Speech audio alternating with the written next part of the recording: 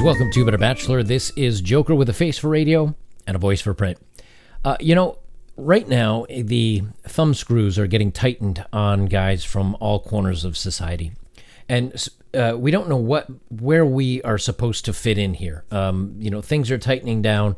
We don't know what's permissible, what's not permissible, what we're allowed to do, what we're not allowed to do within both society and the court systems. And this story is kind of another example of where do we call it quits? Where do we say we're okay? And as far as I'm concerned, and a lot of us are concerned, it's just, I'm going to be doing my own thing. And I mean in many, many ways, where I'm slipping back a little bit on some hobbies that involve other people that might falsely claim something. I'm falling back a little bit from dating and things like that, because you just don't know where you stand and where things are okay. Got a story here, and this one's kind of a weird one. Williams College suspended a male student, for not dating a girl after kissing her. Yeah. What? This is again where we are, and the quote is, "Culturally insensitive behavior is rebranded as a lack of consent." So you've done something that's maybe a little insensitive, or it doesn't, it may hurt her feelings or may disappoint her. Now that's not consent. Thus, so this guy's been kicked out of college for this. Can you imagine going out with a girl, kissing her, and then saying, "Hey, we had a nice date, and yeah, I know I kissed you goodnight," or whatever, but it's not, and it may be more than that, but I'm just not really feeling it between us, and so, but it was a nice date, and that's still too much, and you can get removed from college.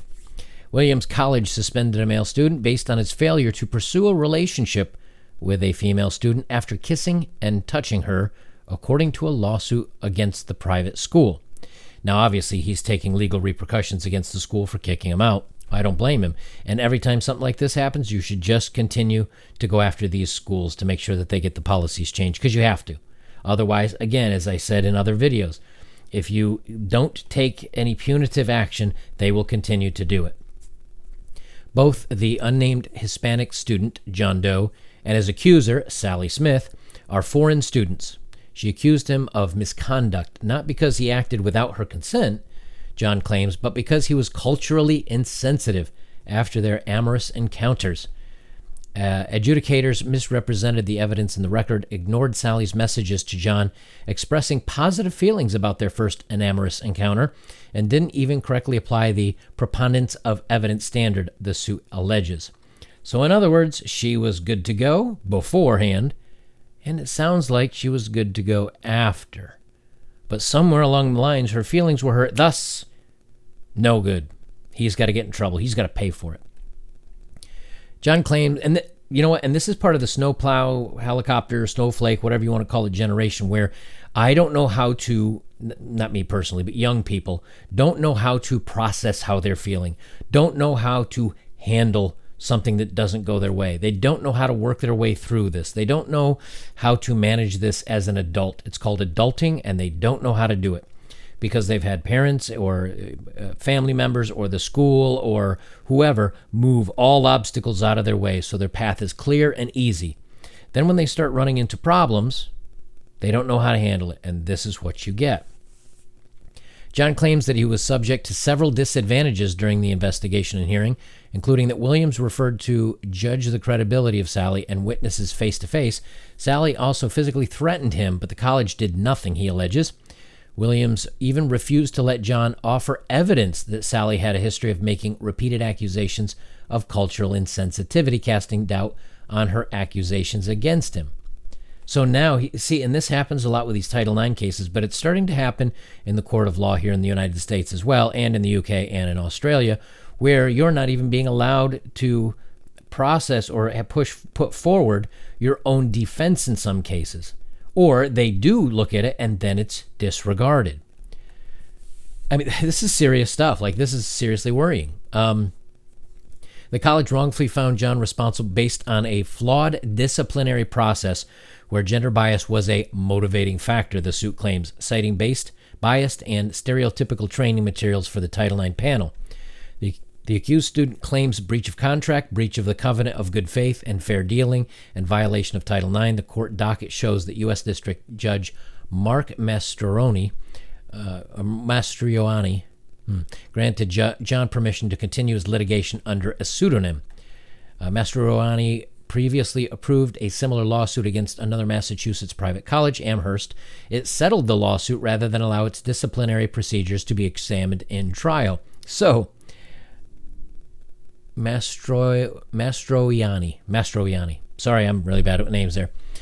So, in other words, something similar had gone against another Massachusetts private college, Amherst, and rather than let the law come in and examine how they deal with this situation in a college, they settled. They settled because they didn't want anyone looking in to see how they come to these crazy conclusions. Williams College spokesperson Greg Shook did not respond to several requests for comments on the lawsuit. Shocking. Let's see. And again, this young man was saying, well, she actually, physically, threatened me. We're just going to ignore that. While Sally claimed that John did not obtain her affirmative consent in the amorous encounters, which apparently stopped at touching this area, it was really her conservative religious values that motivated the accusation, the suit claims. The college code of conduct expressly states that consent, once given, may be withdrawn at any time, but Sally tried to withdraw her consent after the encounters, as judged by her messages to John. You can't give someone permission to drink a glass of water, and then once they've drank it, you can't say, I changed my mind. There's no takebacks. If it's before, if it's during, fine. But afterwards, it's called regret. It's not called a crime. If I'm on a diet and I sit down and eat a large pizza and a gallon of ice cream, after the fact, I can't blame the delivery driver of the pizza and whoever bought me the friggin' ice cream. I just have to feel bad about myself and my lack of judgment.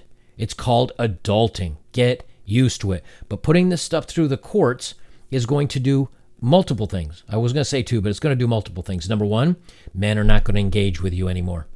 Where have all the good men gone? They have just yeeted off because they're not going to deal with this anymore. Number two, someone who has a real accusation and something that really happened to them needs to be believed. But if there's a lot of false claims, people are not going to believe those people anymore. Now that's going to be a problem. And number three, this just shows more and more time and time again, colleges are not the place to be for young men who want to further themselves. In some cases, yes. But you really have to be careful, because if colleges treat you like this, you're going in under where you can't even date, you can't interact with other people. You've got to be extremely careful. I mean, imagine doing it in your third year or fourth year of college. You're kicked out. All of a sudden, you owe $200,000 or something in school loans, and you have no degree. Your friends that went off and started being a plumber or electrician are way ahead of you at that point in the game because they don't even have the debt.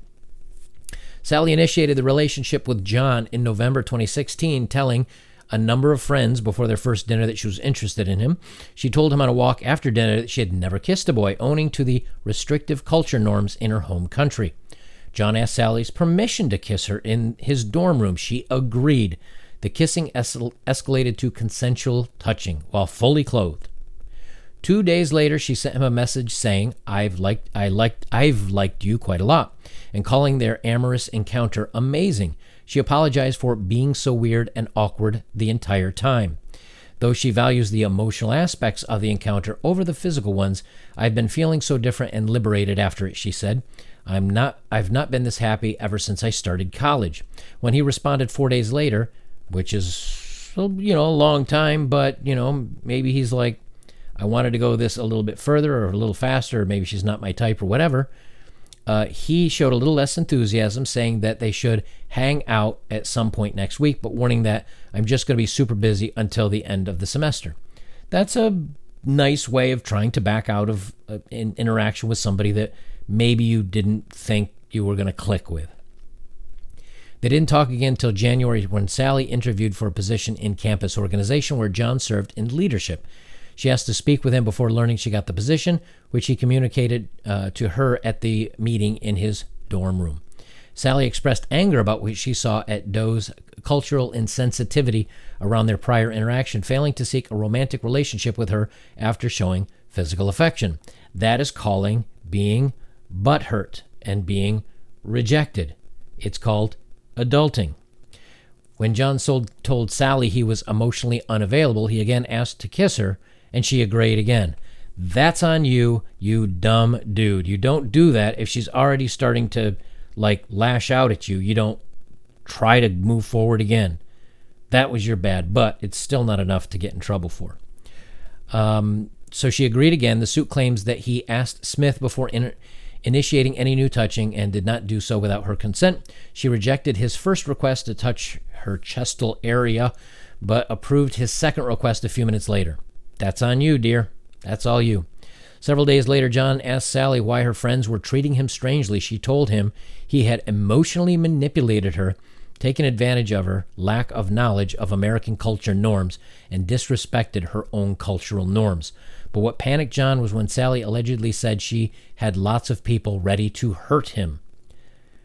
Through the Associate Dean of International Services told him this could be construed as pestering somebody. The director of Assault Prevention and Response, Meg Blossom, below told him she couldn't help. He got the same response from everyone else he asked for help. 3 months later, after Bossong talked to her junior advisor, Sally filed a formal Title IX complaint against John, alleging both November and January encounters were non-consensual. The notification letter he received from the Dean of College, Marlene Sandstrom, was short on detail, including the nature of the interactions, specific dates and locations, and even whether Sally claimed she was incapable of consenting. It also did not specify which code provision John allegedly violated. As a result, he could not intentionally prepare for his meeting with the outside investigator hired by Williams, Allison Kirker. Her name shows up in at least 2 other Title IX lawsuits against Williams by accused men.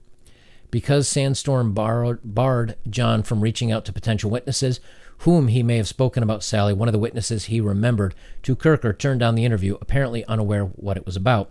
Kirker also violated Williams' policy by not giving John the opportunity to suggest questions and to ask witnesses. The suit claims she withheld details about testimony by Sally's witnesses. So here you have a guy that's been blamed for something. He can't defend himself. He can't interview anybody. He can't ask questions. He just basically has to sit there, STFU, and take it while they just roll over him. Now, of course, he went out and got a lawyer and is now filing against the college. You can't blame him. But again, look at everything. So this is from 2016, and this is a report from today. So this article just came out today. That's almost 4 years of having to deal with this stuff. When you are a we'll call it 5-year-old guy, you are now dealing with this litigation and this nonsense for a fifth of your life. Just because you kissed someone. And then when people say, oh, you guys just need to man up and who hurt you and blah, blah. You have to understand, we see this kind of stuff and we go, no. Yes, again, it's the weird lottery ticket where if you win, you lose.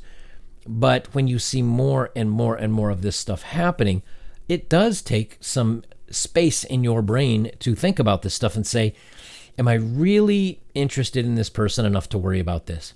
Have I really known this person long enough to know there's not red flags? There's nothing here that's concerning. Am I really ready to have something like this come back at me?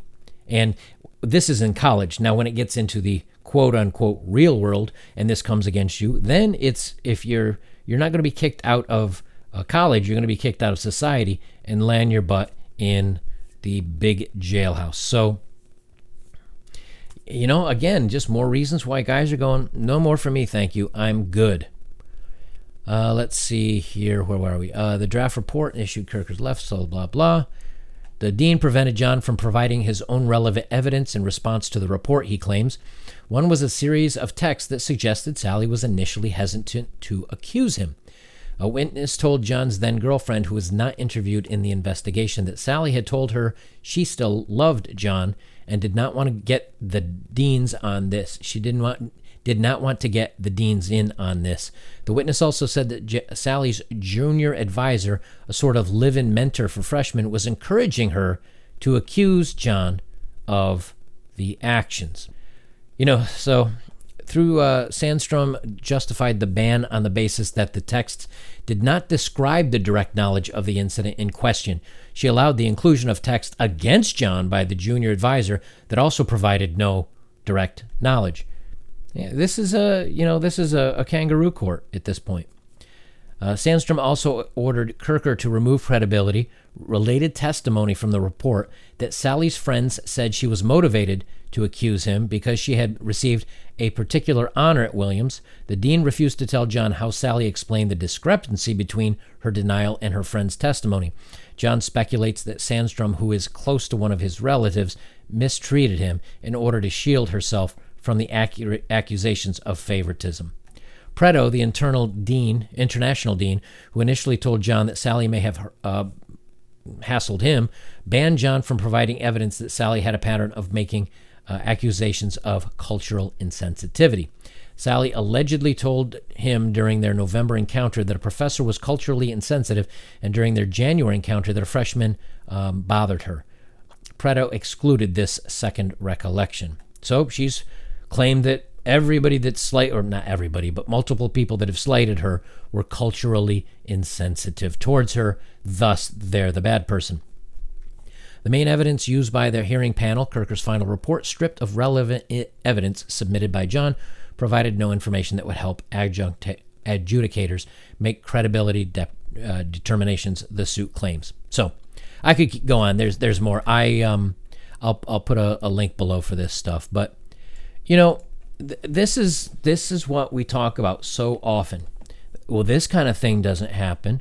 Why would anybody do this if the guy didn't really do something wrong? People don't just make things up like this.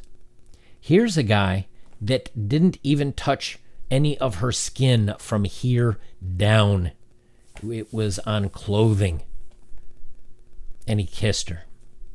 And he's now out of college. He's out of debt. He's got to deal with this lawsuit to try to recuperate some of his or all of his college finances.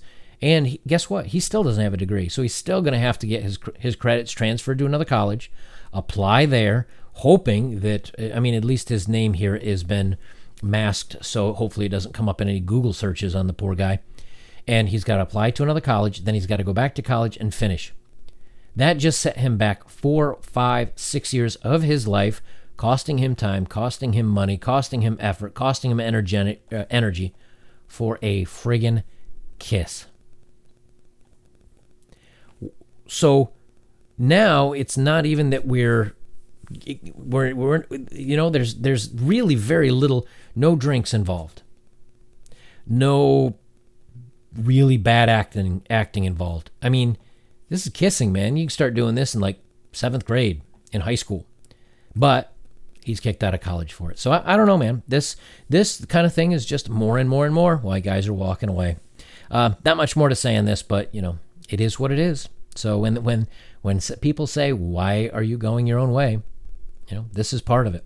I had a talk actually with my mother about this, and because I told her about my channel here. I didn't specifically tell her what we talk about, but I told her it's, guys and what we face in society and so forth. And she said, well, my mom's 75. She said, well, like what? Because I really don't see these. And so I start pulling up news articles like this to my mom, and I show it to her. And she says, when did this kind of thing start happening? I can't believe this. This is unbelievable. How can they get away with this? What is going on? She's not on the web like we are. But it just goes to show you how many average normies that don't kind of get into this world, they don't know these things happen. And then when they hear about it, they hear one story or a couple stories a year. But they don't hear about all the teachers doing inappropriate things. They don't hear about all these Title IX cases. They don't hear about some of the claims that have to go to court, come to find out it was just a story and the guy's been, hold up for a couple of years waiting to be released. They don't hear these stories because they don't look into them. And so, it's real easy to say it doesn't happen when you don't see it, but it doesn't mean it doesn't happen. So when guys kind of, back out and slink away and decide not to be part of society, here's why. I mean, it's a perfect example. Guys, if you'd like to support my work, links are below. Thank you for all of those that have donated directly or through Patreon. And of course, the best things you can always do to support me: like, comment, share, and subscribe. And I've had some of you say, well, I don't want to subscribe because of my email, and I don't want it tied to certain things, and so on and so forth. Do what I do. Make a couple different emails. I have a I have Proton email, which is secure, and it's encrypted and all that other good stuff. I have Proton for my real emails, and then I have a bunch of Google ones that are kind of my junk ones that I do stuff like this with on YouTube. So you can always do that too, and then just use a throwaway or a junk one to subscribe. But that way, at least you'll get notifications when my videos are out, because I don't think they're always going out there. Anyway, that's all from me, guys. This has been Bachelor. I'm Joker, and remember, when all of the men evaporate from society and no one's around anymore, and you wonder what's going on, this is what's going on.